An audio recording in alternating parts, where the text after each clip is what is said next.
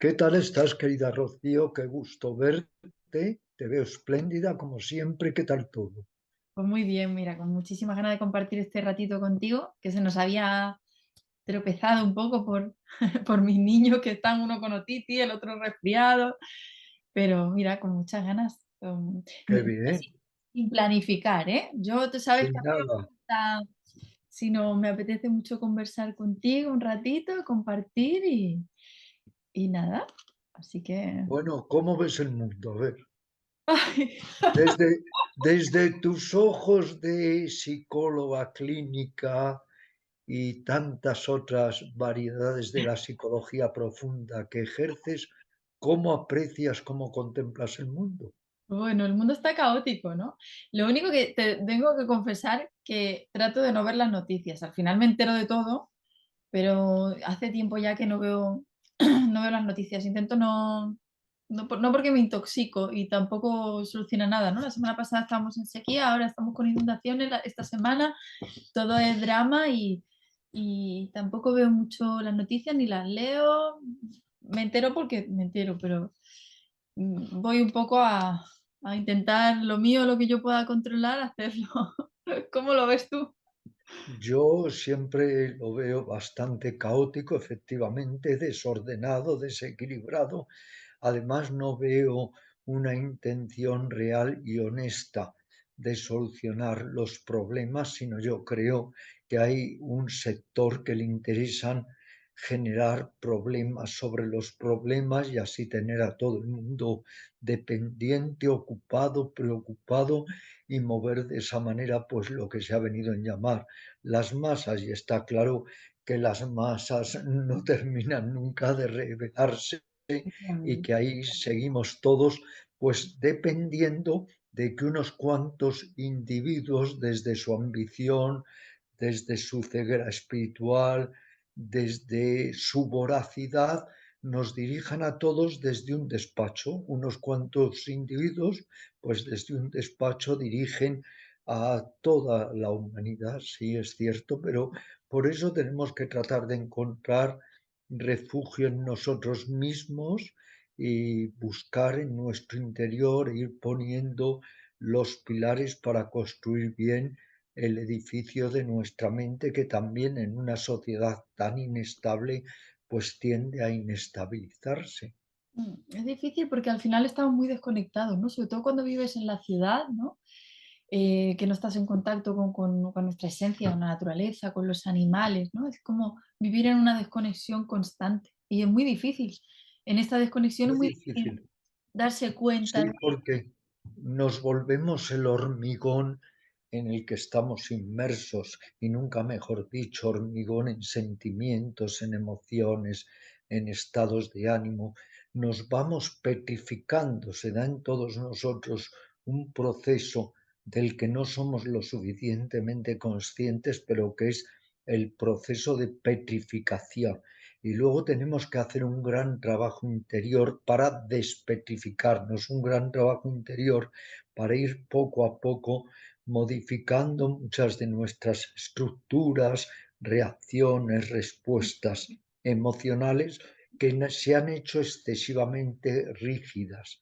Y tú sabes que parte de la verdadera psicología de las profundidades consiste en poder modificar esos viejos patrones, esos anquilosados y estrechos puntos de vista, todos esos modelos, todos esos códigos de la mente, que no es fácil, que por ejemplo los psicoanalistas pues lograban o decían que lograban descodificar todos esos modelos, pero tenías que estar extendido en un diván durante 15 o Horas, 20 años.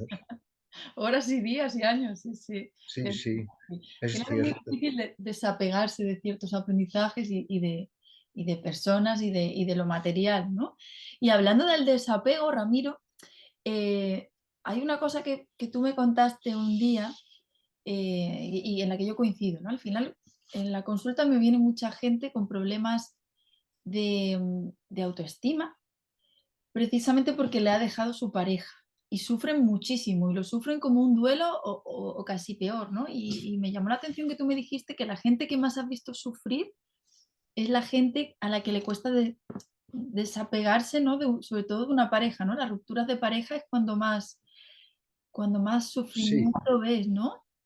Las rupturas sentimentales son verdaderamente desgarradoras, pero hasta un grado que solo aquel que las vive lo puede comprender. Sí, Lo curioso es que la mayoría de las personas viven muchas veces esos desgarramientos porque es difícil encontrar una persona que no haya sufrido por lo que llamamos amor, entre comillas, y que a su vez no haya hecho sufrir. En ese sentido, la balanza está un poco equilibrada porque todos hacemos sufrir y todos terminamos sufriendo por lo que llamamos amor o mm, el ciego enamoramiento, lo que decía Ortega y Gasset, ese estado de supina imbecilidad que a uno le toma conducta, cuando decimos estar enamorados, que además el enamoramiento, fíjate, es muy curioso porque en realidad no amamos a la otra persona,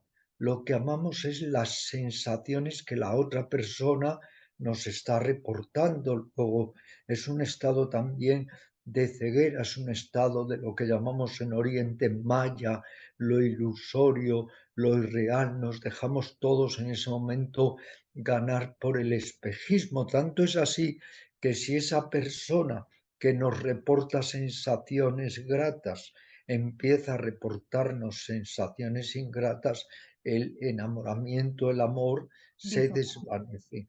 Pero sí es interesante, ya que has sacado el tema Rocío, indagar un poco por qué efectivamente la gente sufre tanto por esas rupturas sentimentales. ¿Qué sucede ahí? Yo aventuro, a ver qué me dices tú, pero yo aventuro que hay muchos agujeros psíquicos, que hay muchas carencias emocionales, que uno no está bien encajado, asido a sí mismo. Entonces pones tanto en la otra persona que al final te vacías un poco de ti mismo. Fíjate que en mi libro El arte de la pareja escribió un periodista, poeta, humanista que es Jesús Fonseca, y él en un breve trabajo que incluí en ese libro El arte de la pareja, él dice, creemos siempre que la persona que va a venir va a resolver nuestras complejidades y no nos damos cuenta de que lo que va a hacer es añadir sus complejidades a nuestras Qué complejidades, ¿eh? bueno. Sí, sí, totalmente. Es muy difícil, la verdad. El tema de la pareja, yo coincido totalmente en lo que dices. Al final es las propias carencias que tenemos, la falta de apego, las que hemos tenido durante la infancia, nuestra falta de autoestima. Tratamos de que nos la llene una persona y cuando esa persona se va, te quedas vacío, ¿no? Claro, es en realidad si pones el alma, toda el alma en otra persona y esa persona luego se aleja de ti, te quedas desalmado, te quedas como sin alma, totalmente vacío, inerme.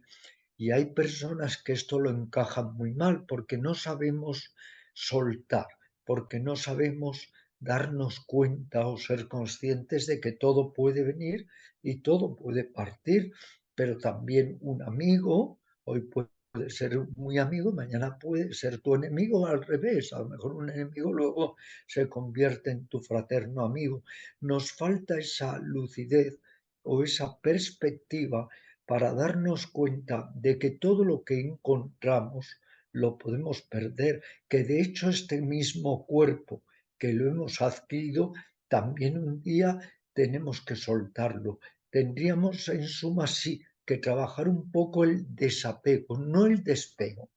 El despego es una actitud negativa de indiferencia, de frialdad, pero el desapego es que puedes amar mucho, pero puedes poner alas de libertad a las personas que amas en lugar de castrarlas, en lugar de querer hacer el guión de su vida, en lugar de ejercer el yo dominante sobre esas personas. Tú encontrarás muchos casos del yo dominante y el yo dócil o el yo dominado. 100%, muchísimo. Y además, sobre todo lo que eso genera luego en las siguientes generaciones, ¿no? En los hijos y todo esto. El Claro, tema del desapego me parece súper interesante. Yo creo que en la psicología oriental sí que se trabaja mucho, ¿no? O en la mucho. filosofía budista, pero aquí en Sí. la occidental es mucho más complicado. Yo no sé cómo haces tú para ayudar a personas, ¿no? Cuando te vienen así tan vacías, Es, ¿no? Con ese es sentimiento de curioso. abandono, de desapego. Sí, es muy buena pregunta, porque fíjate, es curioso que lo anormal lo hemos normalizado.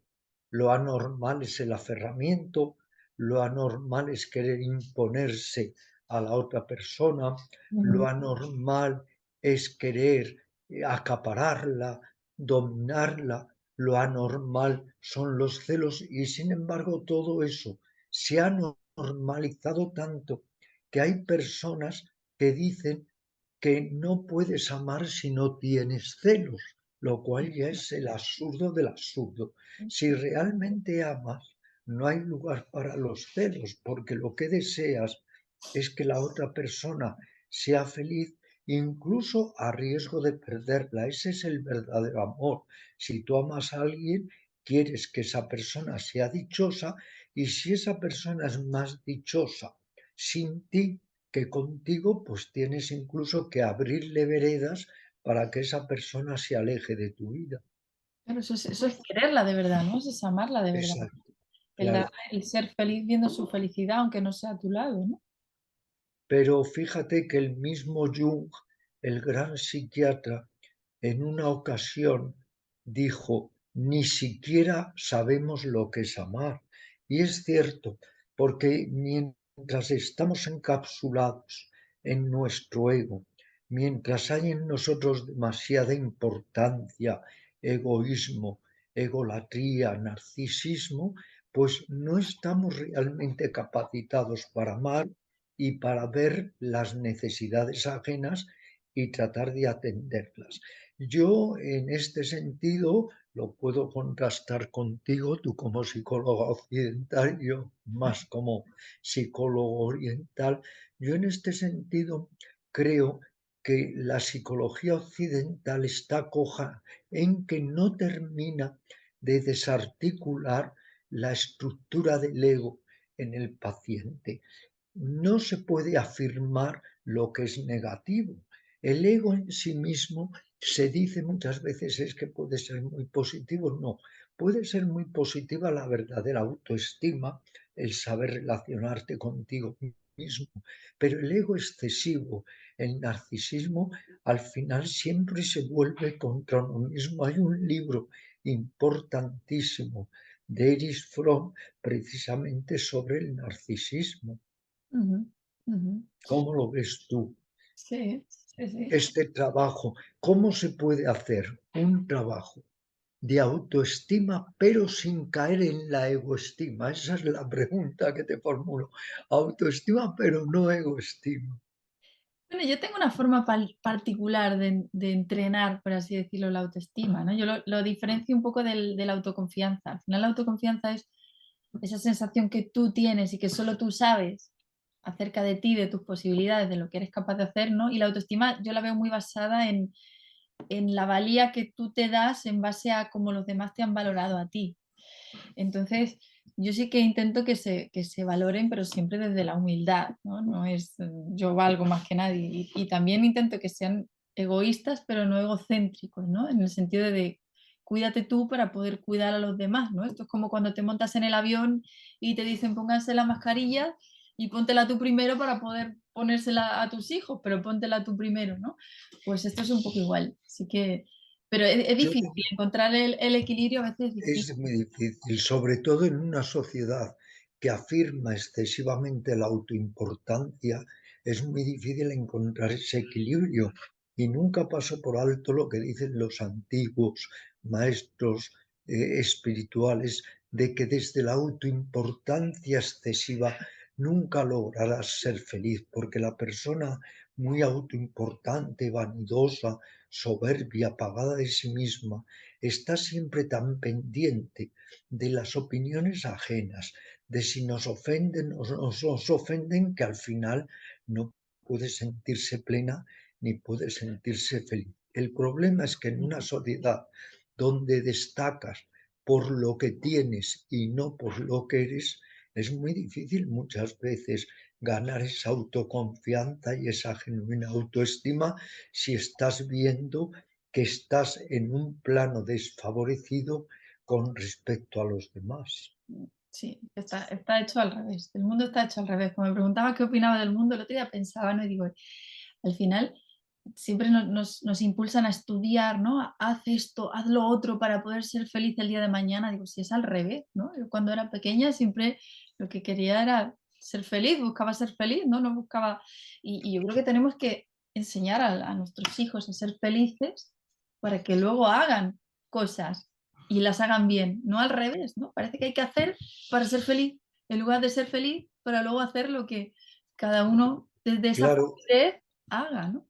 se reprimen muchas veces nuestras tendencias naturales y se nos imponen tantos modelos y Mm, esquemas de lo que la sociedad pretende que es la felicidad, que al final uno se confunde. se Uno confunde. mismo ya no sabe escucharse en lo profundo ni deja que sus fuerzas se desrepriman y broten y nos orienten intuitivamente también a lo que nosotros sentimos o percibimos como felicidad y al final vivimos nuestra felicidad en base a la felicidad que nos impone esta sociedad. Hay una especie de historia psicoanalítica que a veces les cuento a mis alumnos a tal respecto, y he aquí que una mujer llegó a la edad de 100 años y Ujú, entonces, como era la más anciana de la localidad, los periodistas la fueron a entrevistar. Le dijeron, buena mujer, qué suerte, usted ha llegado a la edad de 100 años, volvería a vivir la misma vida. Y la mujer espantada dice, no, nunca, jamás, porque cuando era niña tenía que seguir las instrucciones de mis padres, luego seguí los deseos de mi marido, luego de mis hijos, luego de mis nietos. Qué horror, si volviera a vivir me haría paracaidista. Entonces, es que todos vivimos muy constreñidos y entonces nuestro proceso evolutivo, nuestro proceso de individuación sana se ve frustrado. Y por eso hay tantas personas realmente que no están sanas psicológicamente hablando, porque no han culminado de una forma armónica su proceso evolutivo, su proceso de individuación. ujú. Sí, que lo comentabas el otro día. ¿Y cuál sería para ti ese proceso? ¿Tienes algunas fases o alguna, o sea, crees que hay fases? ¿Cómo lo Y yo visualizas? sí, lo que pienso es que, claro, es muy difícil ser como el salmón nadando siempre contracorriente, pero de hecho, siempre en esta sociedad, si uno quiere protegerse, si uno quiere custodiarse un poco a sí mismo, ser un poco caritativo consigo mismo, hay un poco que interiormente marginarse.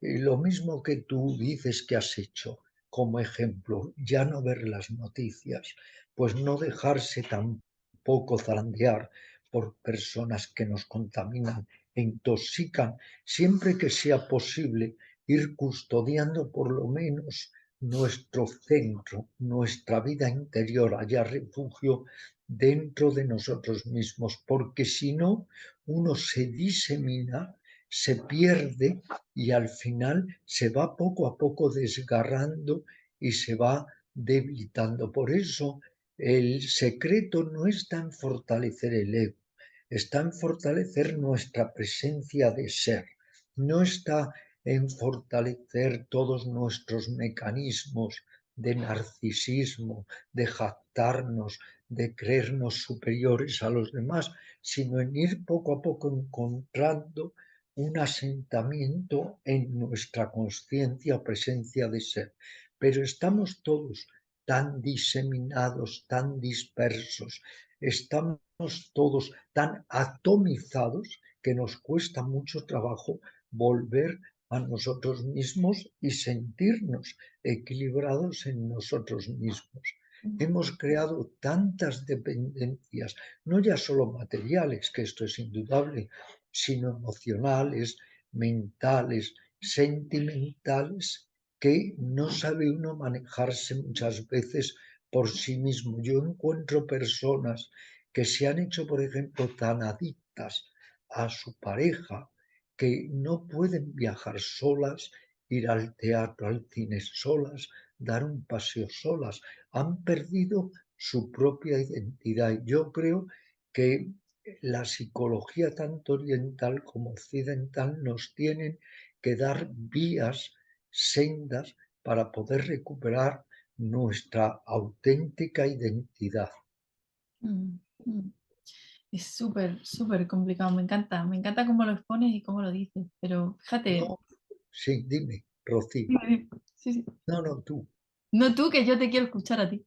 No, no, gracias, qué amables. No, quería contrastar precisamente contigo que nosotros en la psicología oriental, ahora me explicas cómo lo hacéis vosotros, nosotros en la psicología oriental consideramos que en el ser humano hay lo que llamamos la persona adquirida y la persona real. La persona adquirida es todos los códigos, es los viejos modelos, los patrones, las creencias, los filtros socioculturales. Eso es lo adquirido, es como un segundo cuerpo, una segunda piel. Y luego está la propia identidad que le llamamos la persona real. Mucho de nuestro trabajo con la meditación, con la autoindagación, es tratar de descubrir qué es lo adquirido en nosotros y qué es lo real para dirigirnos hacia lo real, aunque en la vida social tengamos que utilizar la personalidad, pero sabiendo que es un disfraz. Entonces, el gran trabajo que yo he tratado, por ejemplo, de hacer sobre mí mismo, y es lo que quiero que tú me enfoques, cómo lo hacéis, el gran trabajo ha sido, por un lado, lo primero, tratar de ir más allá de la imagen. Pero la imagen no es ya lo peor. Hay luego que trabajar en el sentido de ir más allá de la autoimagen. Por un lado, la imagen, por otro lado, la autoimagen. Es decir, irnos despojando de disfraces para que pueda surgir o eclosionar nuestra verdadera identidad. Ujú. ¿Cómo lo ves todo ello? Pues me encanta. Yo lo trabajo muy similar. Es verdad que yo tengo un mix, porque la psicología mía yo la he hecho muy mía. O sea, no, la gente me dice, ¿cuál es tu método? Digo, yo no sé ni ya si es un método, es un estilo, es casi una filosofía, ¿no? De vida. Pero respecto a lo que me comentas, yo cojo los términos identidad sana e identidad impuesta. Y estos términos son creados por mi psicóloga, con la que llevo trabajando un montón de años, ¿no? Que yo los he hecho míos también y los utilizo mucho con las personas que trabajan conmigo. Y es muy parecido, o sea, todos tenemos como una identidad sana, es algo con lo que yo me identifico 100%, es lo que soy, ¿no? Fuera de lo que hago, fuera del ego, fuera de lo que los demás necesitan, y una identidad impuesta, que es la que tú creo que llamas como el ser adquirido, ¿no? Entonces esa identidad impuesta es lo que yo considero o lo que a mí se me ha exigido o lo que yo considero que se exige de mí y es como yo actúo, es esa máscara que yo me pongo de cara a los demás para satisfacer a los demás, que quizás satisfago a los demás un poco por autoestima, por sentirme querido, por lo que sea, ¿no? Y muchas veces esa identidad impuesta suplanta a la identidad sana que yo verdaderamente soy. Cuando vienen generalmente a la consulta es cuando ya esa identidad impuesta se ha hecho totalmente con el ser, ¿no? Con la persona y se encuentran súper perdidos. Entonces lo que yo les ayudo es a encontrar esa identidad sana y que sea más grande que la identidad impuesta, y que cuando haga algo la haga desde lo que realmente siente desde dentro y no lo haga por, eh, por, por ganarse a los demás o por ganarse la consideración, el cariño, o por satisfacer a los demás o por ese rol de sumisión o por ese rol de dominancia, ¿no? Sino yo siempre lo llamo ser caballo. Sabes que a mí me encantan los caballos, mi marido se dedica Sí, lo a sé. ello, ¿no?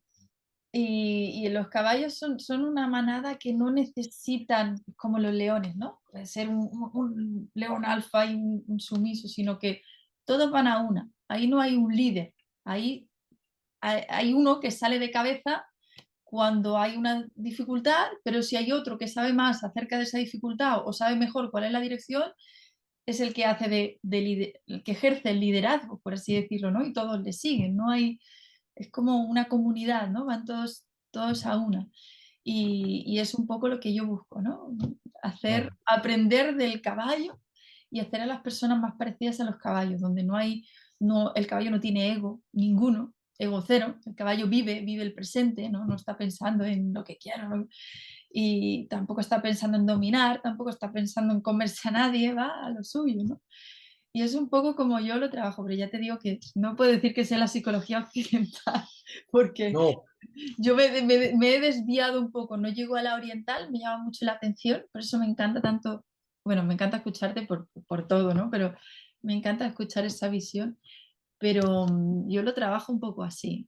no, y lo que me parece muy bien, y te felicito por ello, es que sea una psicología inclusivista y no excluyente, porque hoy en día tendemos a excluir, excluir, excluir para apoderarnos de algún concepto, muchas veces una idea, una técnica, y no tenemos ojos para ver las otras técnicas, las otras actitudes psicológicas. Por eso yo me producen alergia las etiquetas. Ya, Y también. cuando uno empieza, yo soy conductista, yo soy cognitivista, yo soy freudiano, yo soy junguiano, yo soy adleriano, no.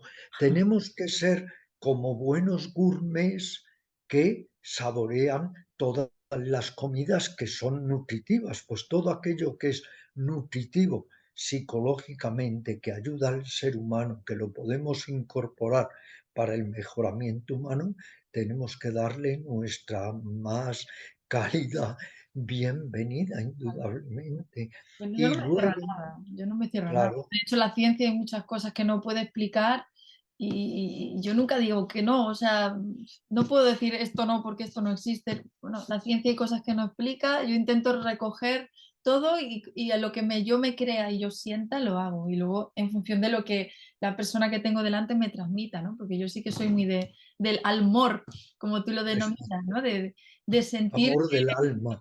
Sí, sí, yo por mis clientes, primero, ahora ya los elijo un poco, ¿no? Cuando me llaman, necesito sentir algo, ¿no? Claro. Si no siento que soy yo la persona que le va a ayudar, no me digas en qué me baso, pero necesito sentirlo, ¿no? Y una vez que ya lo tengo, cuando lo tengo delante y tenemos esa comunión, ¿no? Como tú lo llamas, ese amor, ese alma con alma y ese donde yo me siento la persona que tengo delante, porque yo puedo sentir todo lo que ella siente.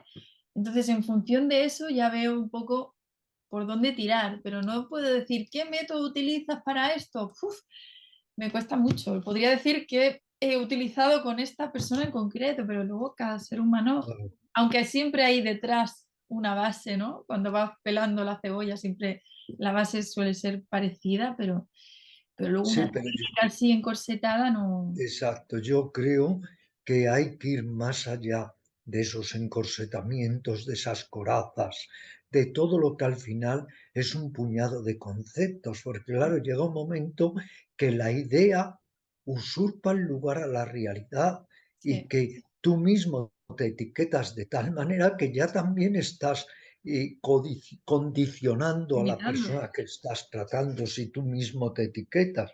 Hay que ir más allá de todo eso y darnos cuenta de que toda persona en principio tiene como unos mecanismos de curación psicológica, de sanación. Ahora ya hay muchos neurocientíficos y psicólogos de avanzadilla que ya ponen en duda que la mente del ser humano esté sana. En realidad la mente está discapacitada, pero podemos capacitarla.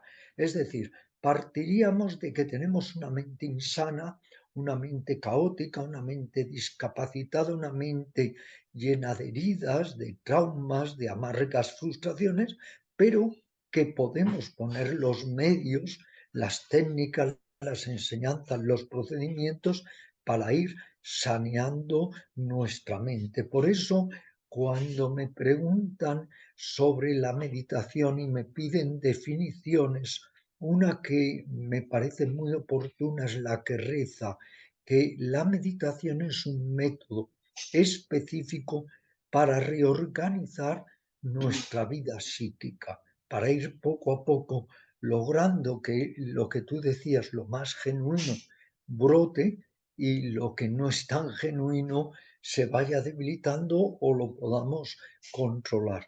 El problema es que de tal manera nos adherimos a ese yo adquirido que perdemos de vista el yo real. Por poner un ejemplo, es como si el actor se identifica tanto con el papel que está desempeñando que deja de ser el mismo y se produce un proceso de alienación o de enajenación. Y yo creo que en principio casi todos estamos totalmente enajenados y que tenemos que empezar a desenajenarnos, a desidentificarnos del papel que nos enajena para poder recuperar nuestra propia identidad y para ello, pues indudablemente todos los caminos que sean eficientes y nos ayuden, tenemos que incorporarlos. Sí, yo creo que la psicología al final cada vez se le está dando más importancia y se está viendo que hay un 90% de las consultas que se deben a reacciones psicosomáticas, ¿no? A causas psicológicas. Y luego también la meditación, que la has mencionado, que llevan los yogis cientos de años, lleváis haciéndola y demostrando que vale, y ahora la ciencia también la está avalando, lo cual a nivel, ¿no? Todos los neurocientíficos están volcando, están ratificando lo que los yogis llevan diciendo muchísimo tiempo, ¿no? Acerca de la meditación. Y yo respecto a la meditación, Ramiro, te quería preguntar, porque el otro día comentamos un tema. A mí a veces me cuesta meditar, ¿no? Tú sabes que yo durante las casi 2 temporadas que he estado dirigiendo la psicología del Barça ha sido todo caótico, ha sido apasionante, me he dejado llevar por la vorágine, lo he vivido a tope, pero también ha sido muy estresante, mucha responsabilidad, ¿no? Y eso ha hecho que yo llevara un ritmo imparable. Me ha salvado las meditaciones tuyas, que me las ponía en YouTube, ¿no? Sobre todo la de la paz interior, la del ser, todas estas me han salvado mucho. Pero es cierto que a veces cuando llevas ese ritmo, ¿no? O por ejemplo los deportistas con los que yo trabajo, que son como más activos, que les es muy difícil meditar, ¿no? O yo, por ejemplo, ¿no? Que hace 3 meses decidí dejar el Barça, todavía mi sistema nervioso va a un ritmo, ya lo voy parando, pero todavía sigue un poquito la inercia y a veces es tan caótico todo que cuesta mucho tener ese momento y entrenar en la meditación, ¿no? Y tú me hablaste de una meditación más basada, por ejemplo, en la marcha consciente, ¿no? Me dijiste, hay una meditación que se puede hacer de este tipo. Entonces, para gente a la que le cuesta mucho el sentarse, centrarse en respirar, ¿qué meditaciones o quizás esta podrías explicar así un poquito más cómo, en qué consiste?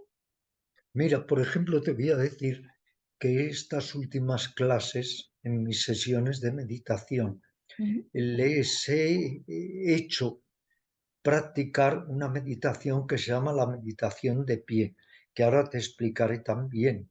Y precisamente esta tarde, que tengo que dar 2 clases de meditación en el centro yoga, me han pedido 2 alumnos que les hable de la meditación ambulante, que es la meditación caminando, también llamada la marcha consciente.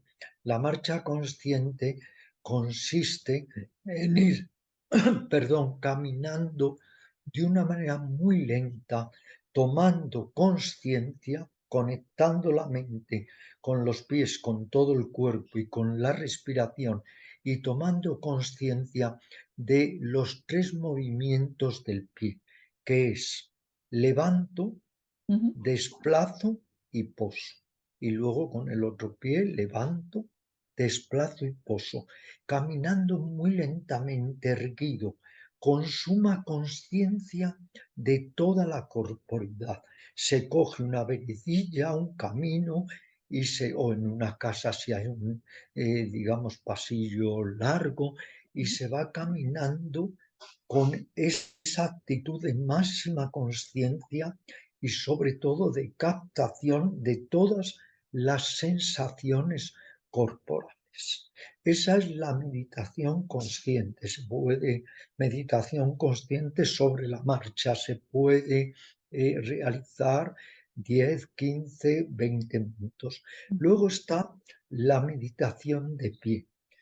Se coloca uno de pie, se inmoviliza totalmente el cuerpo y se van sintiendo las sensaciones cada vez más intensas en las plantas de los pies, como la sangre cae a las manos, la sensación de los brazos, la sensación del tronco, de la espina dorsal, y poco a poco, 10, 15 minutos totalmente inmovilizado de pie, hay que ir tomando conciencia de cómo van aflorando las diversas sensaciones en el cuerpo, también la respiración, la deglución de la saliva, la temperatura exterior e interior, molestias que se vayan presentando. Pues es muy curioso porque eso demuestra hasta qué punto nos cuesta parar cuando hasta un caballo de carreras tiene que parar si no se destripa. Pues tú has estado a punto de Sí, destriparte, y total. tanto que te gustan los caballos, has procedido como un caballo de carreras. Bueno, entonces se trata de eso, parar. Bien, pues te contaré una anécdota. Hace justo 2 sábados, perdón, 2 viernes, porque doy clase los viernes, hice el ejercicio de la meditación de pie. 5 personas, habíamos unas 60 personas, 5 personas no pudieron resistirlo y se tuvieron que tumbar o sentar en el suelo. Razón, pues que creamos una resistencia a estar quietos. Ujú. Entonces no podían. Se empezaron a sentir mal, a tener Sí, dolores, mareos. Uno dice que sudaba constantemente. Bueno, 5 personas tuvieron que suspender el ejercicio y otras personas pues tuvieron que emplearse a fondo para mantenerse. Pero ahora tú que has estado tan relacionada con el fútbol, te voy a contar una ya. anécdota. A todos nos cuesta mucho trabajo parar. De hecho, también me gusta definir la meditación como el arte de parar, lo que llamaríamos la detención consciente, detener el cuerpo y detener luego un poco, en la medida de lo posible, este trasiego, este vagabundeo incontrolado de ideas. Pero Ujú. a todos nos cuesta indudablemente parar, y haciendo este ejercicio de la meditación de pie, el otro día tuve ocasión de vivir una anécdota muy significativa. Como te decía, varios alumnos no pudieron estar de pie ni siquiera unos minutos Fíjate. porque crean una especie de resistencia a lo que están haciendo. Entonces, tanto quieres resistirte a algo que, como llamamos en el yoga, fortaleces al enemigo. Es como el que no quiere oír el ruido y lo oye más. O un cuento que hay de un hombre que tenía una mujer bellísima, pero con una nariz un poco desafortunada. Y aunque la mujer era bellísima, sus ojos, sus pómulos, sus labios, sus dientes, él solo veía la nariz. Y fue a consultar a un yogi, a un gurú, y le dijo: mira lo que me pasa, ¿qué puedo hacer? Porque lo único que logro ver es lo que no quiero ver, que es la nariz de mi mujer, que es bellísima, pero con una nariz un poco desafortunadamente. Y el yogi le dio la solución. Dijo: es que estás procediendo muy mal. Lo que tienes es que ver la nariz de tu mujer. Y cuando la veas sin resistencias, verás todo lo demás. Así procedió el hombre, e incluso esa nariz, que al principio le parecía un poco fea, terminó por resultarle graciosilla. Quiero decir con esto que muchas veces ese mecanismo de resistencia fortalece aquello a lo que nos estamos resistiendo, de la misma manera que todos cuánto sufrimos por no querer sufrir. Y la anécdota evidente es que en la clase estaba el que ha sido un grandísimo jugador de, del Real Madrid de fútbol, ¿no? Y que estaba allí haciendo el ejercicio, ya fue alumno mío cuando estaba en activo, ahora es comentador deportivo, bueno, y entonces yo dije, Lo vi el día bueno, que fui a si Amsterdam, lo viste, bueno, lo vi, sí, pues entonces, fíjate, yo tienen muchos deportistas sí, y gente sí, conocida. hombre, en su época, Butragueño, otro Sí, sí, digamos, portero del Real Madrid, que fue Miguel Ángel. Luego tuve a los entrenadores de arco, a los mentores de tenis, en fin, han pasado muchos sí, deportistas, ¿no? Y él estaba allí y entonces yo digo, bueno, esto supongo que para vosotros los que os habéis venido abajo, que no habéis podido mantener la verticalidad, habrá sido difícil, pero supongo que para nuestro amigo que ha recorrido todos los campos de España y del mundo corriendo durante horas, esto habrá sido muy fácil. Y él respondió, no, también ha sido muy difícil, porque una cosa es moverse, dijo, y otra bajar, permanecer sí, quieto. Quiero decir que a todos nos cuesta, ¿eh? mm, Ese arte de estar quieto, el arte de la detención. Tú misma estabas confesando que te costaba mucho, ¿no? sí, sí, La práctica de la meditación, como has estado además sometida a esta vorágine de 2 años de máxima hiperactividad, es como la locomotora que ha sido lanzada en vía libre y que cuesta mucho parar. sí. Entonces, al principio, meditar requiere voluntad y esfuerzo y sobre todo requiere esa actitud de que no haya ni pasado ni futuro, que sea aquí y ahora. Pero la mente comienza a dispararse y a proyectar y a recordar y a perderse en ideaciones y por eso no es nada fácil meditar y la gente sobre todo se aburre mucho porque la mente es como un sabueso que constantemente tiene que estar royendo un hueso. Ujú, ujú. Pues qué bueno, porque hay muchísima gente que quiere meditar, pero se agobia, ¿no? Y se frustra antes de tiempo, ¿no? Y quizás utilizar otras técnicas. Tú tenías un libro que había como varias técnicas, ¿no? ¿Recuerda Sí, cómo se llamaba?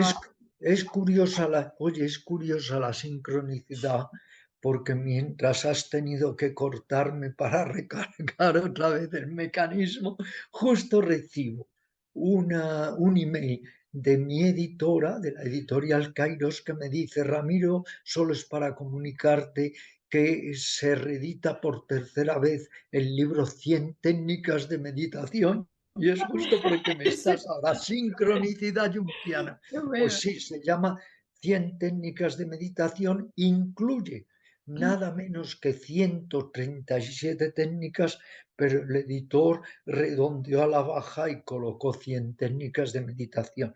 Hay técnicas de meditación de concentración, de observación o contemplación, de introspección, de recitación de mantras, del grupo muy nutrido también de atención a la respiración, la meditación ambulante, la meditación de pie y otras técnicas que todas son simplemente como soportes para dirigir la mente y para ir poco a poco ganando en capacidad concentrativa.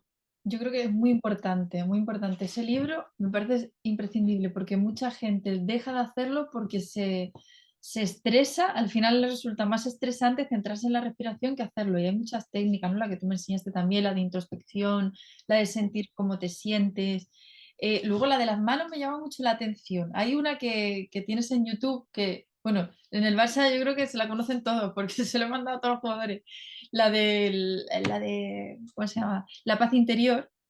Sí, Y ahí hay una, entre tus meditaciones son muy chulas porque son muy dinámicas, no es todo el rato, ¿no? Sino que vas como cambiando. Pues ahora vamos a hacer este ejercicio, vamos a hacer el otro, ¿no? Como, igual que haces en tu escuela los viernes, que por cierto es una pasada.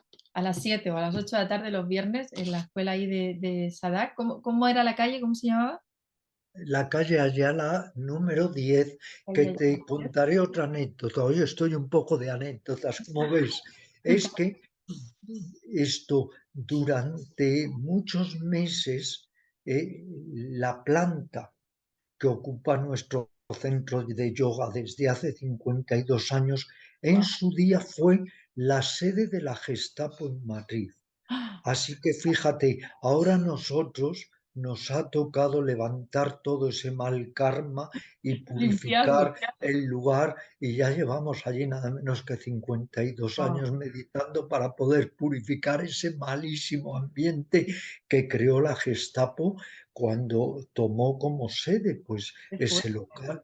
qué Sí. fuerte. Increíble, increíble. Pues ahora hay una Aquello, oye, aquellas calles y las cafeterías subyacentes y bares se volvieron un nido de espías.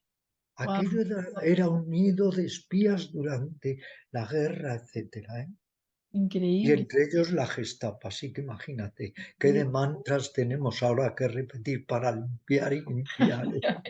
Bueno, pero entro a esos ambientes solo ver la biblioteca tuya, que ya sabes que me volvía loca, es súper especial, el sitio es muy especial y es un sitio al que hay que ir. Igual que hay que viajar a determinados países, que ya me dirás cuáles son los que tú recomiendas, hay que ir a tu centro. Es una pasada. Bueno, Sí, pues en tu centro, lo que yo te decía, ¿no? Al final, igual que te comentaba que he hecho meditaciones y nunca me he sentido a gusto, ¿no? Incluso en clases de yoga no he terminado de sentirme a gusto. Las tuyas, como son tan dinámicas, no te da tiempo, ¿no?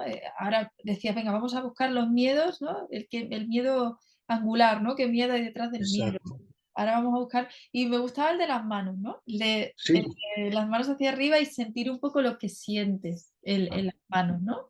Ese cosquilleo, ese hormigueo. Esa técnica, por ejemplo, ¿cómo la explicas? A mí me encanta. es muy, es muy tranquilizante. Primero es muy fácil. Desde un niño a un anciano, cualquiera puede sentir, a poco que se lo proponga, las sensaciones de hormigueo, de cosquilleo que van surgiendo en las palmas de las manos. Se conecta la mente con las palmas de las manos y uno va quedando absorto, libre de ideas, de pensamientos, en las sensaciones que vayan surgiendo en las palmas de las manos, sin más. Tiene un gran poder para tranquilizar, para aquietarnos, para mantenernos remansados y para evitar que la mente esté constantemente vagabundeando. Por eso es un ejercicio a la par muy sencillo, pero sin embargo muy eficiente, sobre todo como método de tranquilización. Mm. Y También se puede hacer incorporando las plantas de los pies y sentir también las sensaciones en las plantas de los pies. Y luego por extensión puedes ir abarcando más áreas del cuerpo y tratando de sentir, sentir, sentir. El secreto no está en pensar, está en sentir, en desplazar las ideas para experimentar directamente las sensaciones del propio cuerpo.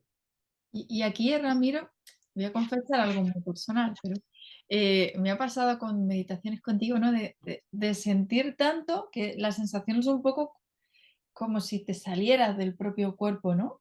Y yo he sentido miedo. Tengo que confesar que he sentido como miedo, ¿no? Y no sé si eso es también una resistencia, decir, ¿no? Como no te vayas a ver si te vas a ir. Muchas personas, No sé si muchas es normal. personas, sí, es normal, y muchas personas al experimentar esas sensaciones tienen miedo porque viene la idea de a ver si no voy a poder reincorporarme otra vez a mi cuerpo y a mi normal forma de vida, pero vamos, no se conoce ningún caso de que uno se haya desprendido y no haya podido He vuelto. volver a su propia corporeidad. A mí me encantaría desprenderme ya y no volver, pero bueno, eso es según uno todavía tenga más aferramiento, ¿no?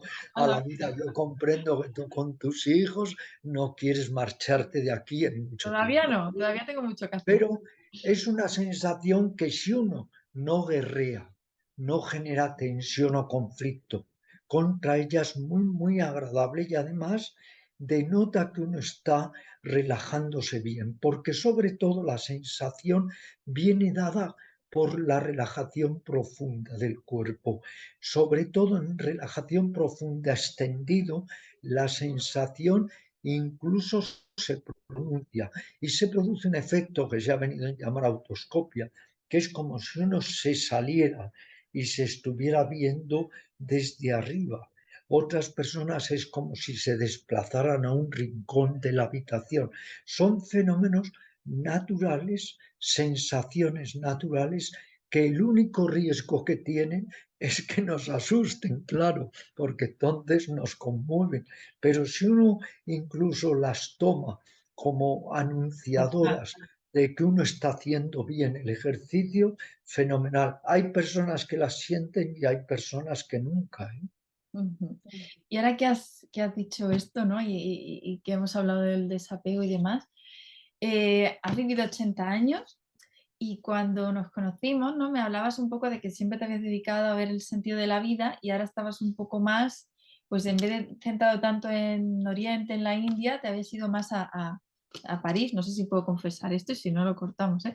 Pero te estabas yendo como más a París, a la cuna de los estudiosos de la muerte, ¿no? Porque estabas Sí, como preparándote para el momento de la muerte y ahora mismo acabas de decir, ¿no? Incluso que estás, bueno, pues de alguna forma sí, esperando ese en momento con los realidad ojos abiertos, ¿no? después de 52 años, he dejado, salvo ese viernes cada semana, las clases tanto de yoga físico como de yoga mental para tener más tiempo en mi búsqueda interior, en mi autoindagación, en esa aproximación, como ya hablábamos, al verdadero ser. Y busco muchas veces aquello que me motiva, me da fuerzas en esa búsqueda interior y como siempre he sido un nostálgico de muchas cosas, pues París me despierta esa nostalgia y me hace enlazarme con la que ha sido la cuna de los grandes ocultistas, los grandes pensadores, los grandes metafísicos,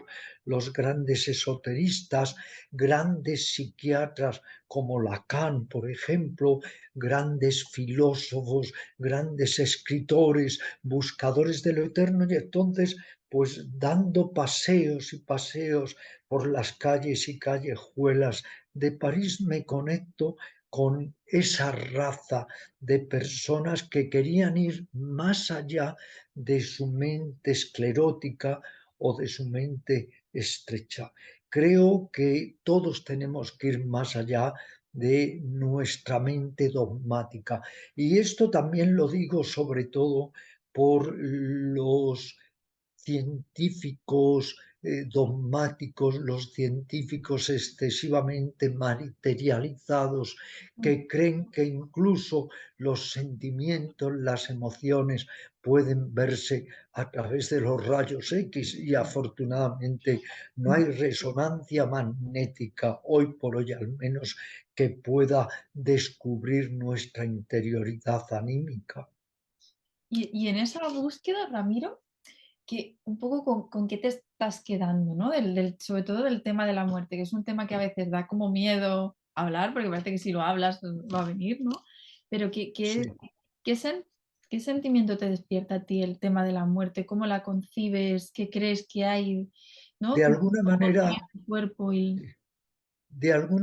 me despierta un sentimiento de urgencia, de trabajarme más y más a mí mismo y recuperar más paz interior y más equilibrio y más esa posibilidad de cuando la muerte venga a llevarme, pues tener un estado de ecuanimidad y también de entrega, de no resistirme, porque si te resistes estás perdido, ella siempre va a vencerte, así que es mejor entregarte como a la amada, que te entregas a sus brazos y que haga de ti ya lo que quiera. Y eso requiere una gran preparación, en cierto modo, porque todos hemos sido educados en lo que llamamos el ocultamiento de la muerte. Vemos la muerte mucho en la televisión, en los telediarios, pero luego en realidad todos nos distanciamos de la muerte, nos engañamos, nos engatusamos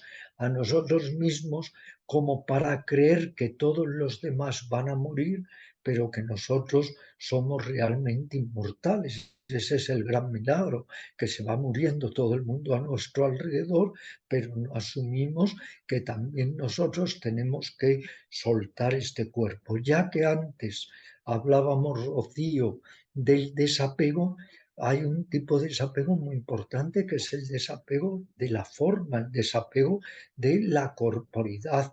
Esta corporidad se nos dio y de la misma manera que se nos dio, se nos va a arrebatar y hay que ver si vamos a tener esa capacidad de soltar sin generar un apego excesivo, aunque como el mismo Buda decía, ante la muerte todo palidece y hasta los más intrépidos tiemblan ante la muerte. Ujú. Woody No Allen, es no es un camino fácil, ¿no? Woody Allen decía, yo no tengo miedo a la muerte, pero que no me pille cuando venga. Que yo no Exacto. esté, que cuando venga yo no esté. Claro, pues bueno, Marco Aurelio decía algo muy interesante, que él nunca temía la muerte porque decía, cuando la muerte esté, yo no estaré. Cuando yo estoy, no está la muerte. Entonces, al final, muerte y el pequeño yo, el ego, no se Se van a encuentran. encontrar. Ujú. Qué bueno, qué Pero interesante. bueno, mientras estamos en la vida hay que realzar la vida, hay que vivir con plenitud, con interés, con profundidad, con compasión, con humildad y sabiendo, eso sí, asir y soltar, tomar y dejar. Como decía un maestro de yoga, juego a la ruleta con dinero ajeno. Por eso nunca me implico. Me divierto, pero con dinero ajeno me da igual perder o ganar. Cuando uno tiene esa actitud de si pierdo, pierdo, si gano, gano, pero estoy bien, estoy en mí mismo, cambia el enfoque de la existencia. Pero claro, cuando siempre queremos ser los grandes campeones, los triunfadores, y estamos aterrados por el fracaso, no solo no aprendemos nada, sino que estamos siempre contraídos y contracturados psíquicamente. Ujú. Y Ramiro, y ya última pregunta, ya te dejo, porque si no, tú sabes que me quedaría horas contigo. Eh, Dime, desde tu edad, desde tu perspectiva, un poco pensando en la anécdota que me has contado, ¿no? De esta señora de 100 años que habría sido paracaidista, ¿qué, qué dirías tú de tu vida? O sea, ¿cambiarías algo? ¿Harías algo diferente? ¿cómo cambiaría miles de cosas? Rectificaría miles de cosas. Yo soy como aquel maestro que está muriendo y se le acercan los discípulos y le dice y le preguntan, Señor, ¿qué nos puedes decir ahora que te estás yendo de lo que ha sido tu vida? Y él dice, error tras error tras error. Es una suma de errores, indudablemente, que si uno de verdad reencarnase y reencarnase y le dieran a uno la oportunidad, iría cambiando muchas cosas, sobre todo de actitudes, no ya cosas externas, sino también de tus actitudes, cómo sentirte y proceder ante los acontecimientos de la vida. Ujú. ¿Y cuál sería Es muy, tu consejo para las jóvenes generaciones, ¿no? De, pues indudablemente. debe ser la actitud, ¿no? Un poco. Yo creo que la actitud esencial es saber que cada momento cuenta, que hay que vivir cada instante como si fuera el primero y el último, pero sobre todo con nobleza, con amor y con humildad. Tengo un libro escrito que te regalaré cuando nos veamos que se llama Lo que aprendí en 50 años, y al final la conclusión es tratar de conseguir una mente clara y un corazón tierno. Qué bonito, qué bonito. Pues Mente clara, corazón tierno. precioso. Me quedo con esa frase, me Me encanta. alegro.